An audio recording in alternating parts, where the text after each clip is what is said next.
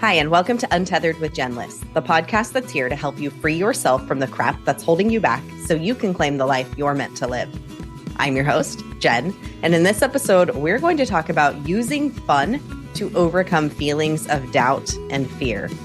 Let's go.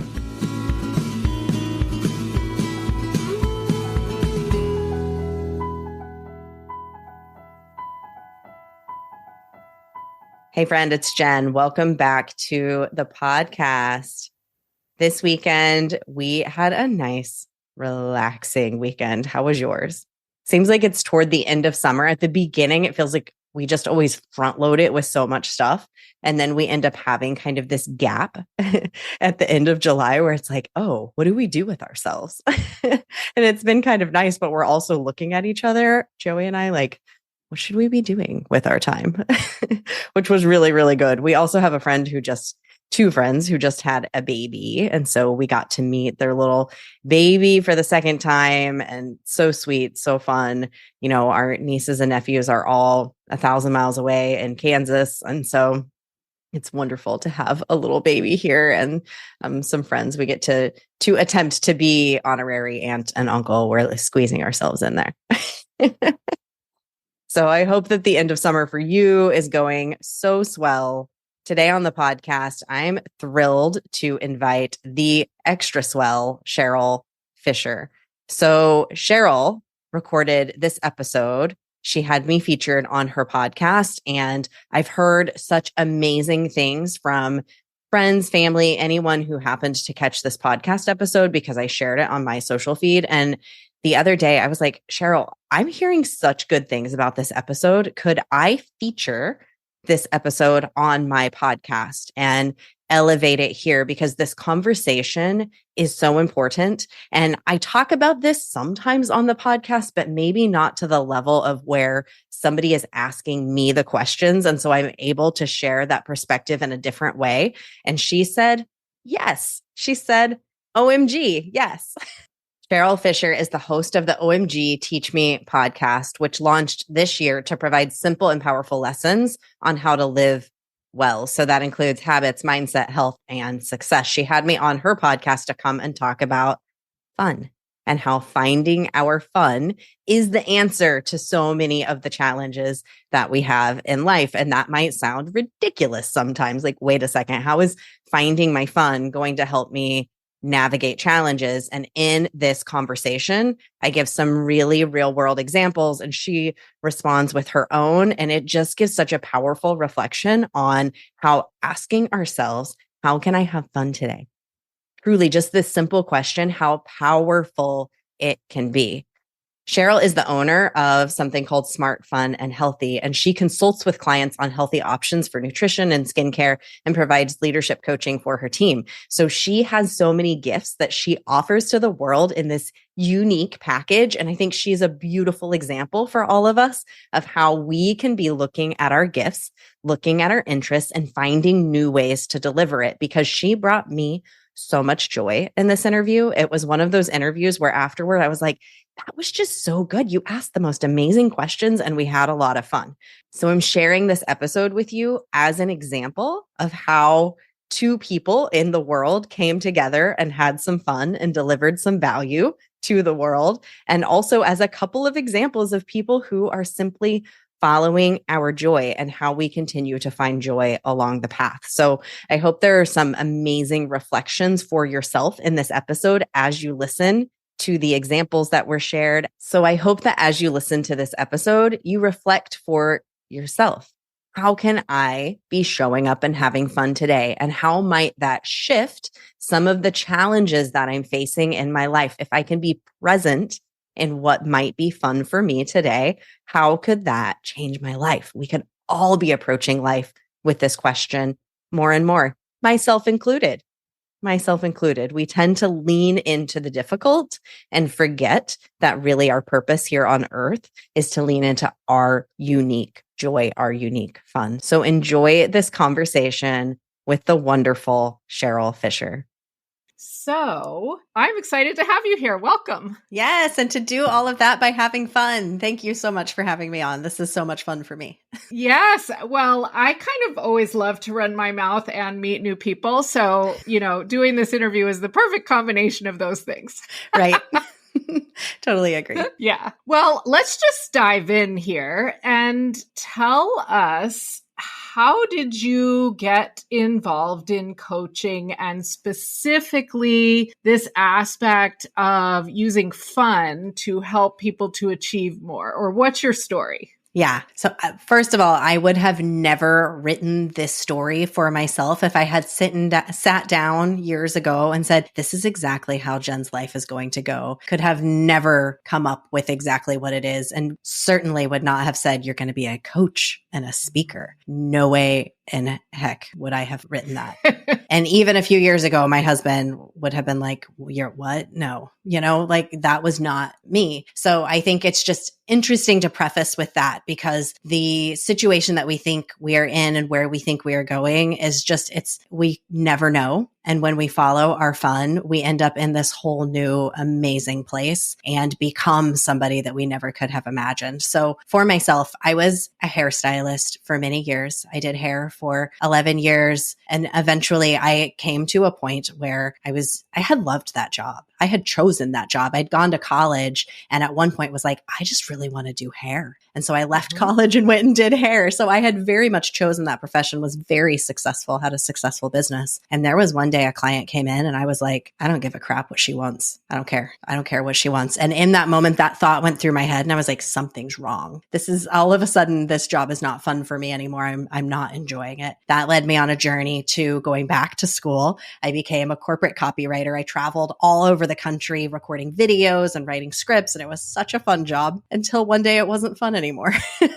And I was back at that same place. And I'm like, why am I hitting this place of like losing the fun and suddenly feeling miserable? And I was miserable at the end of that hair career. And I was miserable at the end of that writing career. I'm just like, what is happening here? I ended up searching for a podcast. So your podcast listeners, you just never know where a podcast can lead you. I went in and I searched creative career help. I was like, help, I am miserable again. What do I do? And I ended up finding this podcast. She happened to be a coach and I ended up coaching with her. And what she helped me to do was follow my joy. And it's what I had been doing anyway, unintentionally, was following my joy, with doing hair and then doing copywriting, but I hadn't been doing it with intention. And she taught me how to do it with intention. And when I started doing it with intention, I was in this job that I wasn't really loving anymore. I had just really outgrown. I ended up crafting an entirely new path for myself at that career, ended up taking that, doubling my income in another corporate career, and then ended up eventually realizing there are so many people who need support. And that's actually what my calling is to do this. And so that's how I ended up coming into coaching.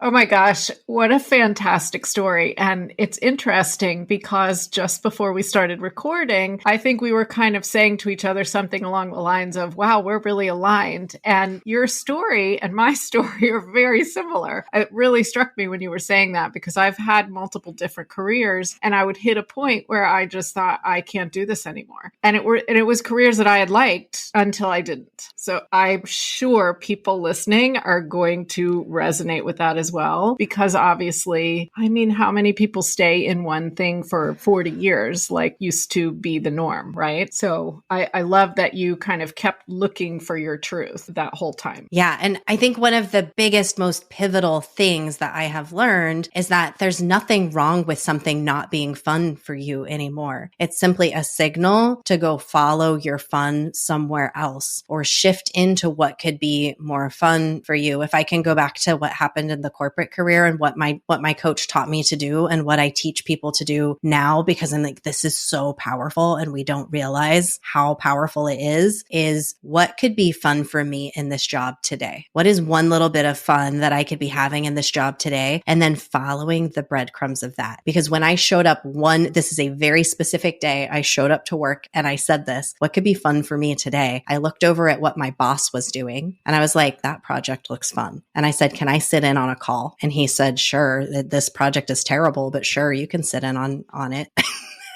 And so I sat in on that call and I was like enthralled. I ended up taking that project from him over time. And that project, I ended up coaching people. It was my first shift into coaching, into career development, into supporting people, into crafting programs, ended up really taking and crafting this big employee focused program because I had said, what sounds fun for me today? And that shifted my entire life. So just that little question. And so there's nothing wrong with you not having fun at work. Like that's just a signal that there's something better for you. So what can I be enthusiastic about today? Oh my gosh. That I have little post-it notes on the top of my computer screen with little things that I need to remember, and that's going to be added. What could be fun for me today or in this job today? That's fantastic. Because aren't we kind of conditioned to think of a job as sort of being the torture that we have to live through in order to get our income and do whatever else we want to do in life, right? Yeah. And I came from parents where that is the case. You know, I grew up in Wichita, Kansas, where it's mostly airline. It's the aircraft industry. Most people have those sorts of jobs where it's like you show up and you do your job and you do it for 40 years and you retire and you get your pension and that's it. And that was a lot of my own father's story. And my mom has followed kind of a similar, like you get the one job and you stick with that job and you grow. And, you know, that's the story that so many of us have seen because that's what their parents saw. And we don't live in that world anymore. That's not how jobs are. And it's not really what the world needs anymore. We have machines to do a lot of those kinds of jobs for us. So the world needs your creativity, and your creativity is going to come from you having fun. I love it. I love it. I mean, you've just changed the whole trajectory of my day tomorrow. So how can you have fun? But that was amazing. Okay, so when you've had a career like you have, where you've gone on to do something new and succeeded, and then gone on to do something new and succeeded, that really shows me that you're familiar with the idea that when we want to grow or we want to do something new, we really have to challenge ourselves. And there is such a thing as an upper limit of what we're comfortable with, typically in terms of how uncomfortable we want to be or how much success we're comfortable having even. And I've talked about this in a previous podcast episode about the upper limit problem. So talk a little bit about how we can use fun to help kind of expand our comfort zone and go for newer and bigger things. This is a beautiful question. And I love that you've been talking about it and that you yourself are passionate about it. So I'm assuming that you've read Gay Hendricks' book, The Upper Limit. Yes. Yeah. Such a great book. I fully adopt that idea, that thought with my own coaching clients to something that just really resonates with me, which is that each of us has a joy breaker box inside of us. And we can only handle so much joy. Just like a breaker box can only handle so much electric flow before it flips. You can only handle so much joy, so much goodness, so much fantasticalness, which is it's a very similar idea to the upper limit. And when you hit that, it sounds wild. And I think when I was first introduced to it, I was like, I don't quite get it. But then when you start reflecting on it and you start seeing experiences that you have, it's so true. Like I have an example. When I first moved out here from Kansas to Oregon, I'm sitting on this beautiful beach and I'm thinking, I'm only 2 hours from the beach. I used to be 12 hours from the beach. Like this is just so amazing. I'm just seeing this beautiful sunset and just enjoying it. And all of a sudden I start thinking about things like I spent too much on dinner last night. Oh my gosh, I need to call my mom. My nails look like crap. Oh my gosh, I can't believe I'm on this beach with these toenails that look like turds. You know, like I just start having all of these ridiculous negative thoughts that were taking me out of my joyful, magical experience because I had tripped my breaker box. I could only handle so much joy and my negative thoughts had to come bring me back down to where I was comfortable, which was without that much joy.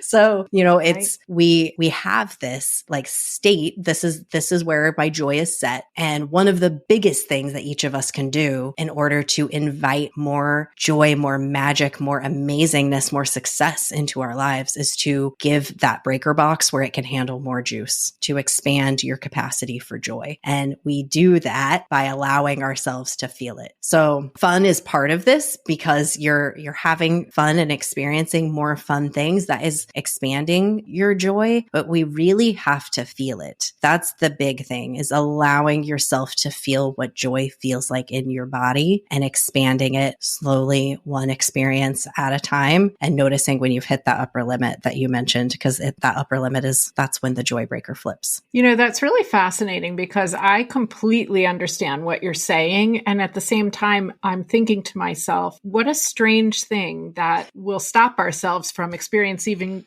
feeling joy. It's an odd thing. It's an odd thing. It's an odd thing. And we obviously can associate with negative feelings stopping us. We understand that. We live in a world that's pretty focused on the negative feelings, and we live a lot in that space. We live a lot in limitation, but we don't live a lot in possibilities and joy and really focusing on fun and our enjoyment. But the limitation within your nervous system is there on both sides. Your nervous system can handle so much fear before it goes into complete freeze, and it can handle so much joy before it pulls itself back down. So you've got this window of tolerance that we're all living in all the time. And so our job, in order to live a more and more joyful and amazing life, is to expand that window of tolerance more in that possibilities, more in that joy, more in that fun way. Because man, we've got the muscle reps in the other direction.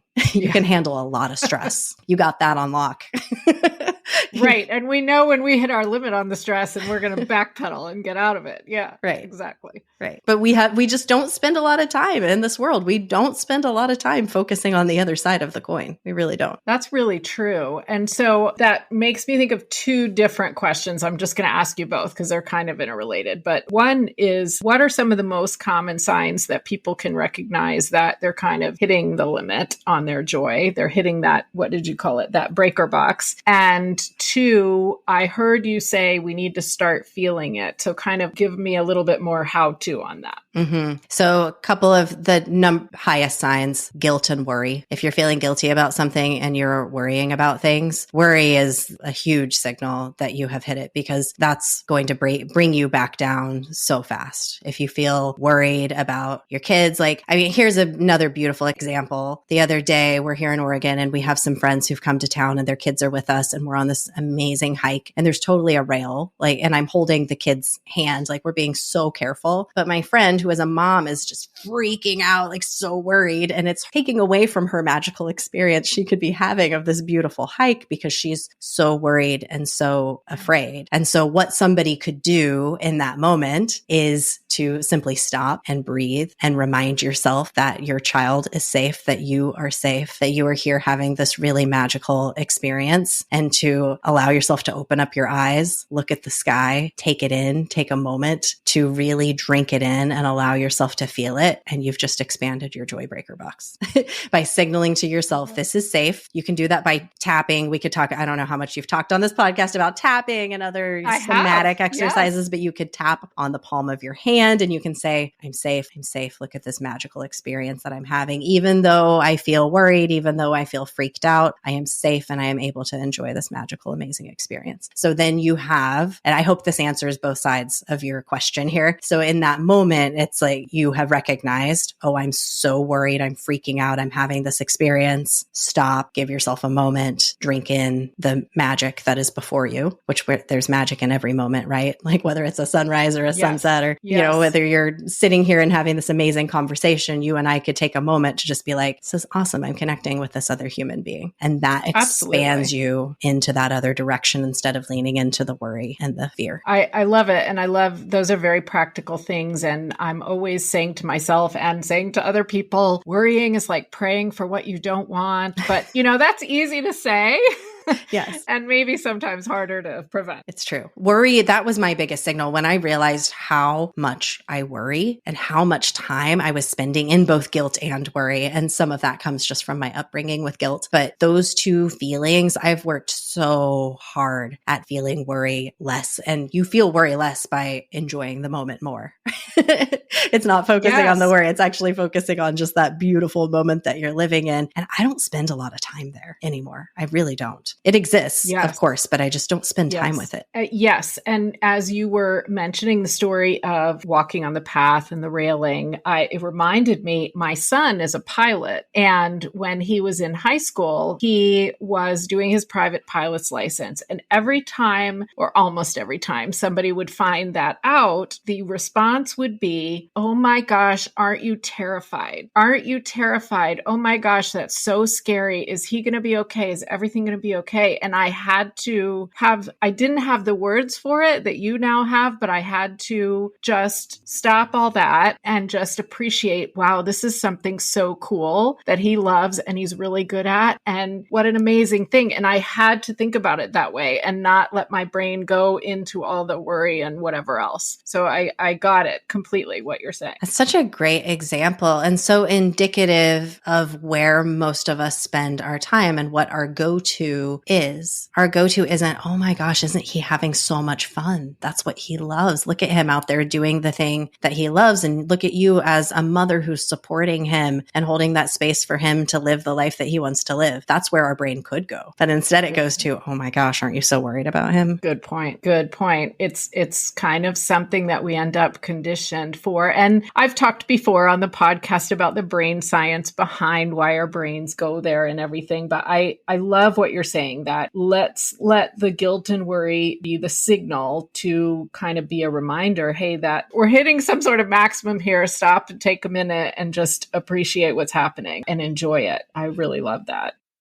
Don't you wish sometimes that living well had a set of easy steps to follow, or maybe a handbook for success? There are certainly many books out there that help, but wouldn't we love some easy tips that we can try right now? I've created for you 7 days of easy, free tips for living well. We're talking about sleep, food, movement, mindset, and a lot more. Even if you pick a few of these suggestions and give them a try, you will be starting down a path to amazing change over time. Make sure to go to www.bit.ly/OMG Teach Me podcast and sign up for your 7-day journey with me. And so following on that, what would you say is most commonly holding people back, really kind of behind all the excuses, maybe? The number one thing that's holding people back, it's fear. And the number one thing is the fear of what other people think. Ooh. That's what's holding, in my experience, that's what's holding most people back, is the fear of what other people are going to think of me. That goes into imposter syndrome. It's stepping forward into something that you think you could do, something that you desire to do. You won't do it because of what other people might think of you. I might fail. I might mess up. It's thinking less about your experience and thinking more about other people's reaction to the experience that you might have. I expected you to say fear. I didn't expect you to say that fear of what other people think was underlying it all. How does it land for you? How does it land for you? I'm curious. I think I agree. And at the same time, my brain is thinking, how could I possibly be letting what other people think dictate decisions I'm making in my own life? You know, if that makes sense. Why would that be underneath everything? But what else are we afraid of? Maybe is the question. There's no, wild animals. There are certainly scary things in this world, but typically we're not afraid of our life. We're afraid for our lives. So, And I say this specifically, what I work with are people who feel a calling on their heart. They feel like there is just something more for me in this world, and they just can't move forward on it for whatever reason, or they've tried and they've kind of puttered out, or, for whatever reason, they're not moving forward. So the thing that is stopping people in this instance is that human need for belonging. And we're in this social media world where every single move that you make, everybody knows about it instantly. My dad is on my email list. He follows me on social media, as do high school. Everybody knows what you're doing at every moment. So when there's some calling on your heart, you want to try something new, everybody's going to know about it. So in this world that we live in, that is why I have found, and in interviewing so many people on my own podcast, just saying, what is holding, what is it that's really like keeping you? What is the sticky thing? Even if you're successful, what's that sticky thing you keep coming back to? And it's just, we want other people to accept and love us. We want love. We want acceptance. We want to belong. And so when we make a big move, we fear what other other people are going to think of us? Are they going to still accept me? Am I still going to be loved? Am I still part of the herd, part of the tribe? Will they still love me? Yeah. It's interesting. This podcast is only in its third month right now. And when I came up with the idea to do it, I think I might have gotten lucky because I mentioned it to my husband and to a couple of friends, and they all happened to be very positive about the idea. And sometimes I ask myself, what if those conversations had gone differently? Would I have still done it? I don't know. I don't know if I would have. Yeah. So good point. Yeah, we have to be careful who we share our ideas with for that very reason, because when something is just a baby that is forming, a negative thought from somebody can really make it shaky. So it's amazing that you got that feedback that you did. And I guess question to you, did you intentionally choose those people as the people that you told because you knew that they would be supportive, or what do you think there? That's a great question. Maybe to a certain extent. I'm having trouble answering that question. One of them I knew would be honest. And so that one was maybe more risky. The others, I think I probably knew they would be supportive. So that's fair. Mm-hmm. You were seeking some balance. That's great. Yeah. But you had trust with that friend. Absolutely. Absolutely. And in this particular example, I think I'd already made the decision anyway. So I might have just kept asking people until I got enough positive feedback. Yeah. Interesting though. Yeah. It is an interesting thing that sometimes we will do is we will intentionally ask somebody who we know is going to shoot us down. And that sounds about as wild as that whole joy breaker thing we were talking about, but we will do things that sabotage our progress because that progress is so scary, and achieving that thing that you want to do, it's going to flip your joy breaker, and your nervous system knows it. It knows that you're going to love creating that podcast so much, and that podcast might propel you in some new way. So sometimes we will sabotage in that way. That is a great, great point, because alongside this, I have an online business and I teach other people to do the same thing that I do. And some of them start and decide that the first 3 people they talk to weren't interested in their product or whatever, and that's it. And could it be that they did that on purpose? Very interesting. Very interesting. So many things to ponder. That's great. Well, I want to, when I told a friend of mine that we were going to be talking about this topic, using fun to get over fear and doubt, she said, well, I work in a really high stress professional environment. And so I want to just bring us back to another example is all this question really is about how we would use fun. And what she said to me was, does that mean that maybe somehow we can make the environment more casual or deformalize daily situations we're in, even in a professional environment, and have more fun, casual conversations? Is that a way to look at it as well? Yeah, that's one way to look at it. So as somebody who came from hair and going into a very buttoned up, we will say, corporate environment, I have seen the very different ways that people are in their jobs and the different kind of jobs that we have in the world. And I find the corporate world fascinating for that very reason, because there is a persona that we put on when we show up at a corporate job. And there's a persona that everybody's putting on when we show up at a corporate job. So at the heart of it, if I can share just my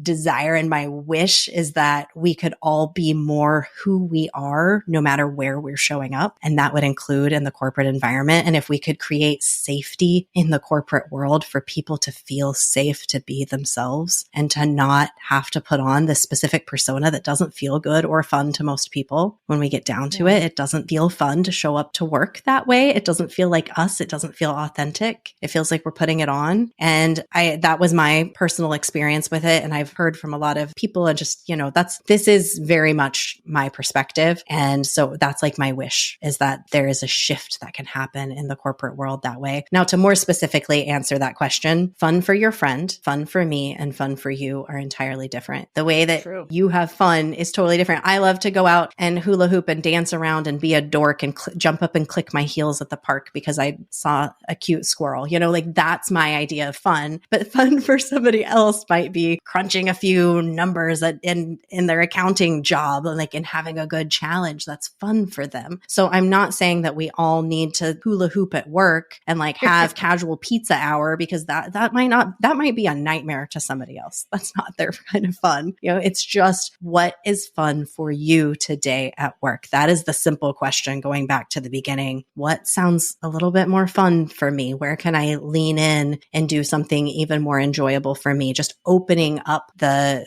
scope of what we're looking at, opening up the aperture is the word I was looking for there, and seeing what fun is there for me today. And that's your unique individual fun. You're right. And as you were talking about this, I realized that question from the beginning of this episode is kind of the perfect solution, because what could be fun for me today? It could be just something that is satisfying, right? It could be something that actually is what we think of as traditional fun, but it just could be having a decent experience or getting a new project that seems interesting. So you're right. That could apply almost to anything. It's why I really love the word fun, because I think we associate it with kids and kids stuff and not as adults. So sometimes when we come in and use that word, there's a little bit too much resistance. We have so much layered meaning with words. Really like the word enthusiasm. What could I feel enthusiastic about today that feels sometimes more like an adult word? So that's one that can be flipped. I think if it's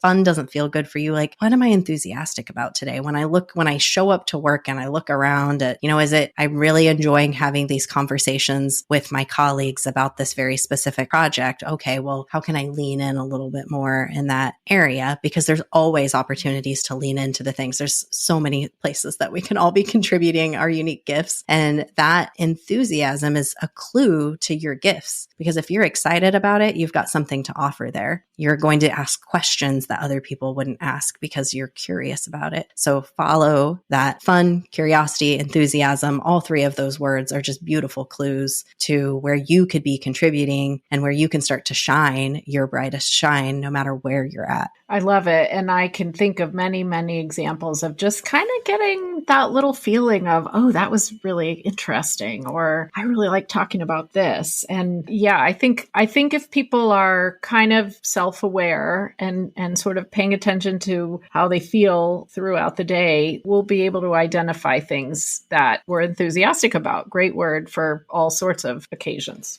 Yeah, there's a 2-question pairing that we used to ask in this program that I did in corporate that I just think is so key is, what am I curious about right now, today? What am I curious about? And this could be anything. It could be, chickens. I really kind of want to own some chickens. I'm curious about them. What gifts and talents and skills does that curiosity indicate about me? What is that indicative of about me? So if it's chickens, it's oh, I'm curious to learn something totally new that I've never done before. Oh, I like really new things. Oh, what could that mean about me that I love starting new things? I love starting new projects. And you can go down a rabbit hole that can teach you so much about yourself that you can show up at work with, oh, I'm the best person to start a new project because of, this chicken thing about me.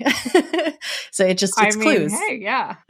I love that. And I would say also, I have learned that when asking myself these kind of questions, I also have to do it in a very relaxed way, which I'm sure is what you would advise, because the answers don't necessarily come right away, right? We just want to kind of think about it and ponder it. And sometimes, I know this happens to me, so I'm sure it happens to other people. Sometimes I'll kind of get annoyed with myself. Well, why can't I figure out what gifts and talents this is about? What's wrong with me? But just ponder it. I love those questions to kind of think about and identify things. Yeah, I love your honesty about that, because it's so true. That goes back to what I said at the beginning. If I had tried to write my story, there's no way it would have turned out this way, because we do have to give ourselves the space and the time to explore. And that is the beauty. That is stopping and taking that rest and looking out at the view as you're doing the hike and giving yourself those moments. Just be I'm just going to explore what the fact that I love chickens means about me. But we do often want to just rush to the result, but the result isn't actually the fun of life. The fun of life is the things that you're experiencing right now and what you're enthusiastic about and following that. Fantastic. I agree. And depending on our personalities, I think sometimes we have an easier time recognizing that than others, but I agree. Okay. So I had a couple more questions for you. I'm going to just simplify a little bit because before we wrap up, I do want to address imposter syndrome, but just kind of quickly, because I suspect that either listeners have no idea what that is or have heard it so much that they're sick of the term and everyone can't have it. That's ridiculous. So let me just ask this. You mentioned that imposter syndrome is really kind of at its core related to this fear of what other people think, which I find to be really a cool and fascinating definition that's easy to understand. So can you just say a little bit more about that? Yeah. So if you have imposter syndrome, you feel in some way that you are an imposter. So the way that you're showing up doesn't feel like who you are, right? Like there's a mismatch in who I think I am and how I'm showing up. And this can become really conflicting when we want something new, when we want something else, when I want a new role, when I want a new job. I don't feel like the core of me today is that thing. And a huge part that's weighing in of it, the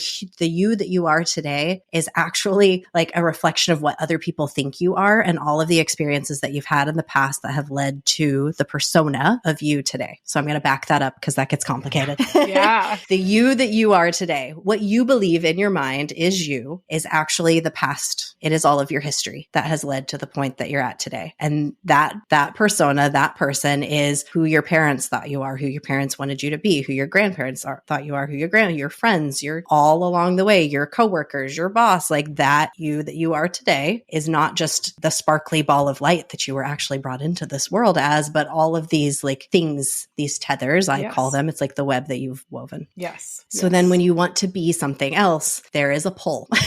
You've woven this beautiful web based on other people's perceptions and your perceptions and all the things. This is your web that you're living in. And now you're wanting to like stretch into something new. And that whole web is like, it's like moving with you. It's like, it's really uncomfortable because all of a sudden you're pulling it out. So that is how I look at imposter syndrome is it's just like a stretch of this web, but that doesn't change the fact that you can choose this new thing. You could be this new thing. You so easily can. It's just that there's a web that's shifting with you as it does it. And you've either got to untether and just cut yourself from the web, or you've got to allow it to slowly shift with you. Let your other people that are part of the web, like, hey, guess what? I'm doing this thing and move into it. And so that loosens up that like rub of imposter syndrome that you feel when you realize who I am today is just this historic stuff. Who I want to be is very possible for me. I just have to know that there's going to be some shifting that's going to happen. So it's just that awareness of exactly what's happening there that I hope is helpful for you and your listeners and just a different way of thinking about imposter syndrome. Absolutely. And actually, a few weeks ago, I did an episode on the labels that people kind of saddle us with in life, you know, whether it's a formal high school superlative kind of label or the way somebody always describes us or things that we overhear, all of those things and how they kind of stick with us until we learn to decide how we want to be and how we want to look at ourselves. So it's exactly what you're saying. And I appreciate that connection. That makes sense. Yeah. I mean, labels are helpful. We want to understand we're actually living in chaos.